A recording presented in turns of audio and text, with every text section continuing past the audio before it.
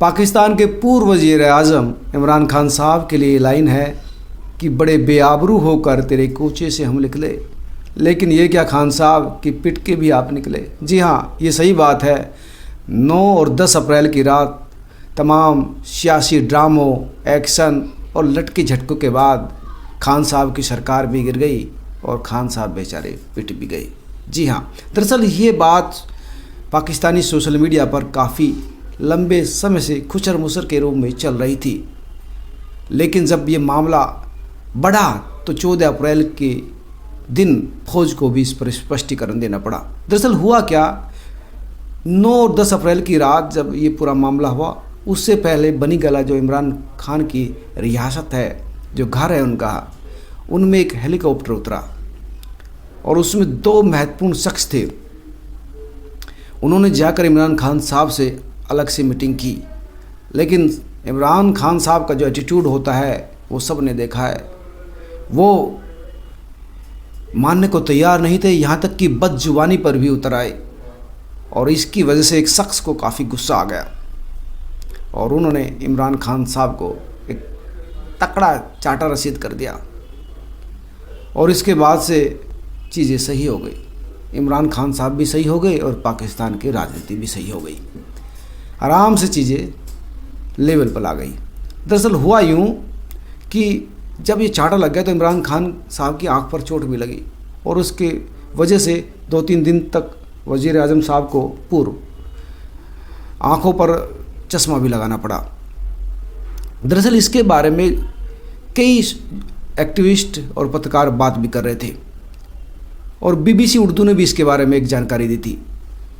यहाँ तक कि पाकिस्तान के 3 बड़े पत्रकार आरजू कासमी, सलीम साफ़ी और असद अली तूर ने इस पूरे मामले पर लगभग पूरी तस्वीर साफ कर दी। इन्होंने तो लिखा है कि इमरान खान की जो बाएं आँख के नीचे चोट के निशान आए वो कैसे आए। उसके पीछे यही था कि तकड़ा चाटा लगा और जो आँख सूज गई थी। 2 दिन तक हर जगह सनग्लास लगाए दिखाई दिए और इसके बाद फिर जब ये मामला बढ़ा तो मैंने जैसे बताया कि सफाई देनी शुरू हो गई। असद अली तूर ने कहा कि ये तय हो चुका था कि इमरान खान और उनकी सरकार जाने वाली है, तय था, लेकिन खान साहब वोटिंग के लिए बिल्कुल तैयार नहीं थे। यहाँ तक कि सुप्रीम कोर्ट ने जो ऑर्डर दिया था उसको भी मानने को तैयार नहीं थे और इसकी वजह से जो पाकिस्तानी फ़ौज है, जो सबसे ताकतवर संस्थान है वहाँ की, उसकी भी इमेज ख़राब हो रही थी, क्योंकि पाकिस्तान फ़ौज ही इमरान खान को लाई थी। और इसी वजह से 9 अप्रैल की रात 9 बजे करीब इमरान साहब के पास एक पैगाम भेज दिया कि साहब आप इस्तीफ़ा दे दीजिए।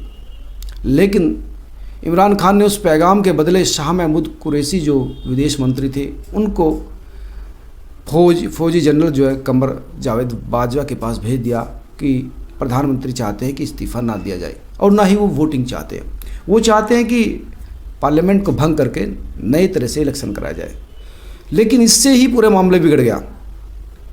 सरकार ने जो सोचा था, मतलब उस समय इमरान खान ने सोचा था, उसके खिलाफ फौज चाहती थी कि तुरंत इमरान खान से तो वोटिंग का सामना करे या इस्तीफ़ा दे और सख्त लहजे में शाह महमूद कुरैशी को भी कह दिया कि उनको इस्तीफ़ा देना ही पड़ेगा, सुप्रीम कोर्ट का जो ऑर्डर है उसको फॉलो करना पड़ेगा। यहीं से ही पूरा मामला बिगड़ता चला गया।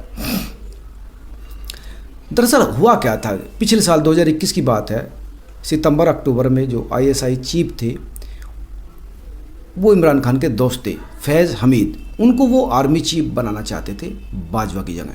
बस यहीं से ही ये मामला अक्टूबर में बिगड़ना शुरू हो गया। इस समय फैज़ जो है पेशावर में कोर कमांडर है। सलीम साफ़ी का कहना है, जो जर्नलिस्ट है, उनका कहना है कि इमरान ने डिफेंस सेक्रेटरी को बुलाकर बाजवा की बर्खास्तगी का पूरा मजमून तैयार कर लिया था, बस उस पर नोटिफिकेशन नंबर डालना था, लेकिन पूरा ये मामला तैयार कर लिया था और यहीं से फ़ौज उनके खिलाफ हो गई।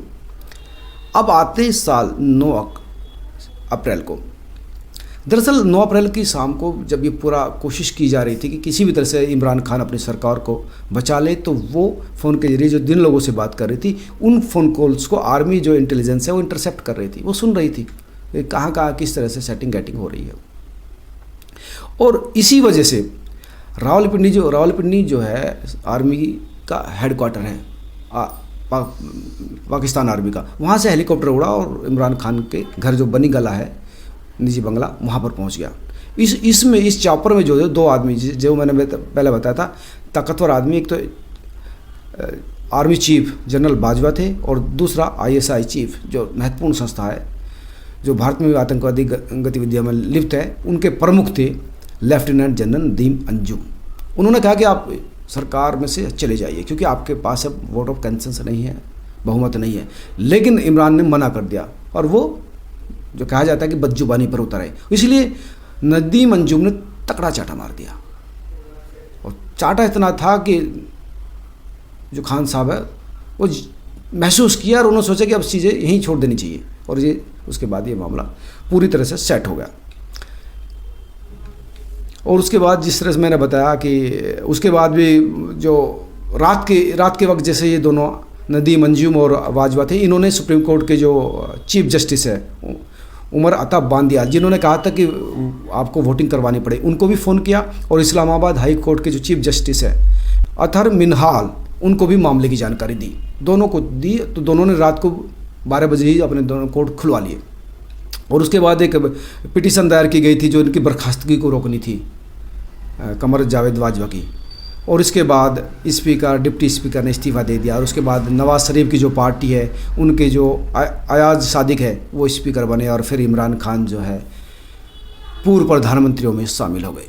तो दोस्तों, ये थी पाकिस्तान की राजनीति की वो सच्चाई जिसको दफन करने की कोशिश की जा रही थी, लेकिन सुबगुभाट सामने आ गई। और ये भी सच्चाई सामने आ गई कि पाकिस्तान का आज तक ये रिकॉर्ड रहा है कि कोई भी प्रधानमंत्री आसानी से कुर्सी नहीं छोड़ता, लेकिन छोड़नी पड़ती है 5 साल पूरे होने से पहले। इमरान खान साहब के साथ भी यही हुआ। आप क्या सोचते हैं मुझे कमेंट करके ज़रूर बताना। नमस्कार।